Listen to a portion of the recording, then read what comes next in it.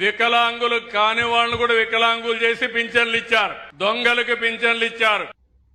చంద్రబాబు గారు ఏం చెప్తున్నారంటే వీళ్ళు ఎవరైతే పెన్షన్లు ఈ ప్రభుత్వం తీసివేసిందో వాళ్ళందరూ దివ్యాంగులు అని చెప్పి బోగస్ పెన్షన్లు తీసుకున్నారన్నది చంద్రబాబు నాయుడు గారి ఉద్దేశం. కానీ ఇప్పుడు ఒక నోటీస్ పంపించారు, అందరికీ మెసేజ్ వెళ్ళాయి.